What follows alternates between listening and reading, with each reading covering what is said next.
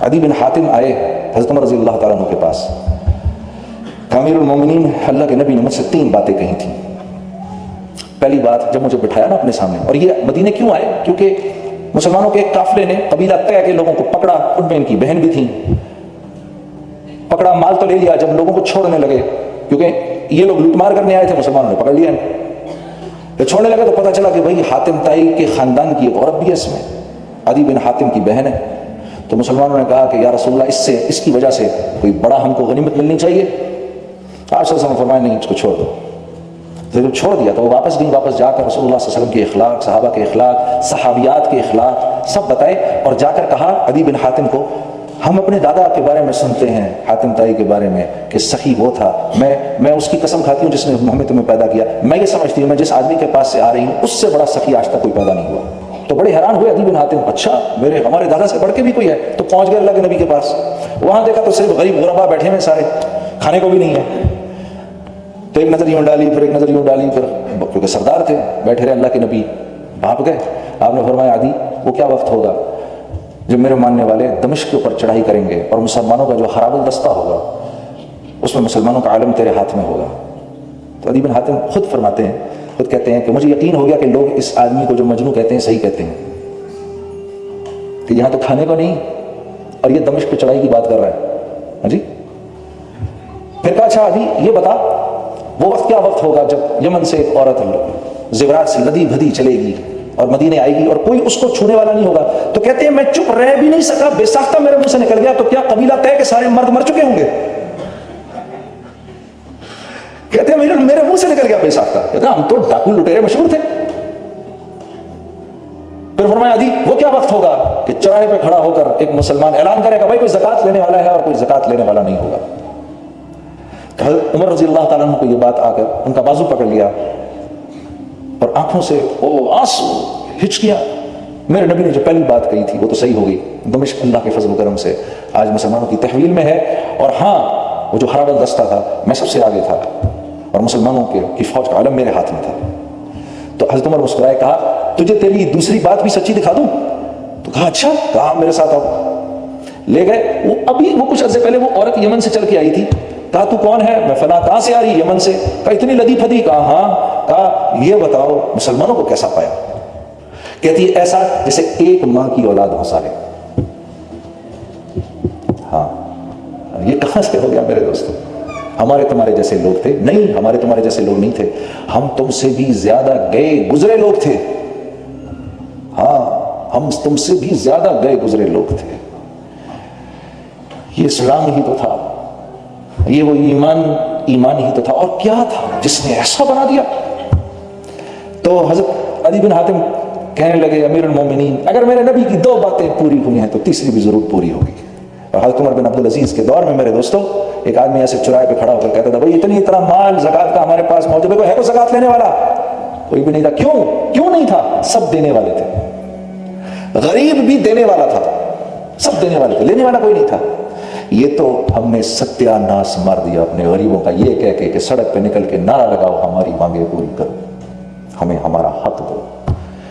हम तो देने वालों में से थे, हम कब लेने वालों में से थे? अगर मदीने के अंसार ये कहना शुरू कर देते रसूलुल्लाह सल्लल्लाहु अलैहि वसल्लम को हमें हमारा हक दो, बोला था एक दफा, पता है आपको? एक बार बोला था, पता है क्या जवाब मिला था? आपने अंसार की जमात को बुलाया, और ये हुनैन का वाकया है। हुनैन में अब माल बट रहा, बनु सकीफ के साथ जंग थी। तो बनु सकीफ एक फाइनल बैटल लड़ना चाहते थे मुसलमानों के साथ। तो जो उनका अमीर था ना उसने कहा इसका एक ही तरीका ये कि अपने बीवी बच्चे माल भेड़ बकरियां ऊंट सब लेकर आओ ताकि भागे कोई नहीं।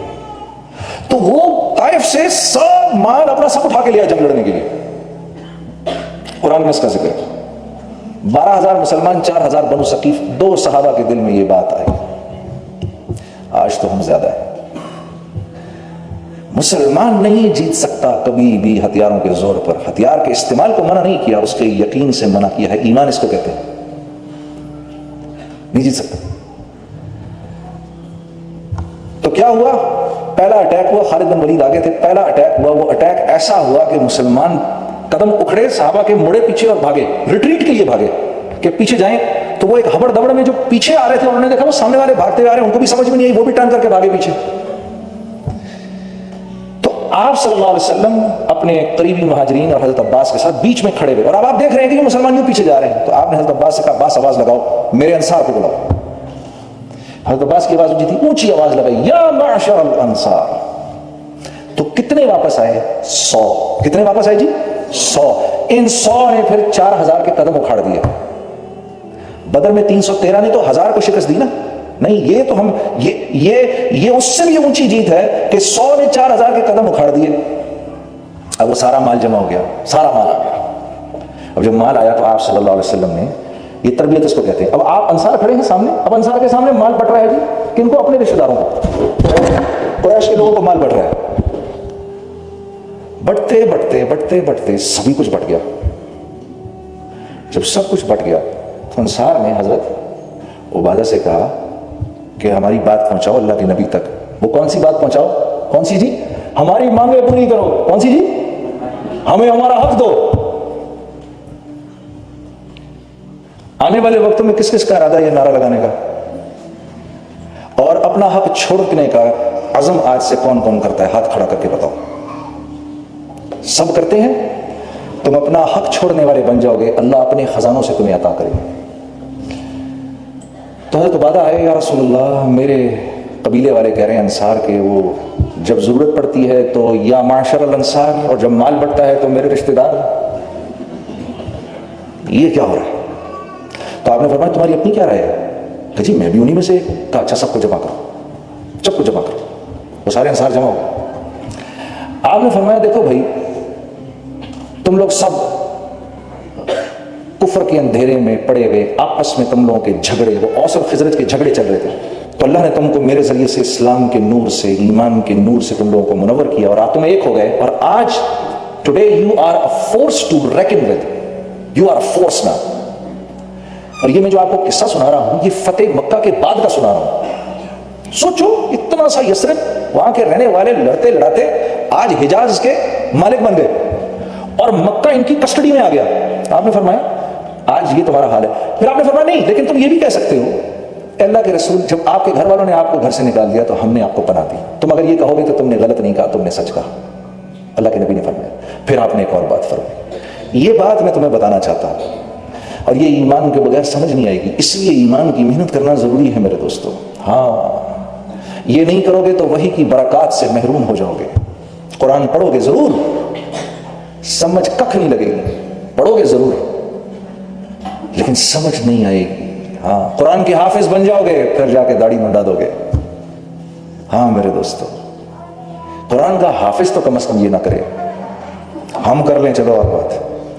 اتنا بڑا کلام جو کہ اللہ کا کلام ہے، باقی ساری کتابیں جو ہیں نا وہ اللہ کا کلام نہیں ہیں، مینڈیٹس ہیں اللہ کی، لیکن قرآن اللہ کا کلام ہے جس میں اللہ پاک خود ہم سے بات کریں۔ جیسے حضرت علی کرم اللہ وجہ فرماتے تھے مجھے اگر اللہ سے بات کرنی ہوتی تھی تو نماز پڑھتا تھا، جب میں یہ چاہتا تھا اللہ مجھ سے کلام کرے تو قرآن پڑھتا تھا۔ جو کچھ سنا گیا اللہ پاک اس پر عمل کرنے والا اور آگے لوگوں تک پہنچانے والا بنائے۔ مزید اصلاحی بیانات کے لیے ہمارا یوٹیوب چینل بیوٹیفل بیان JJ کو سبسکرائب کریں اور ویڈیو کو لائک کریں۔ جزاک اللہ خیر۔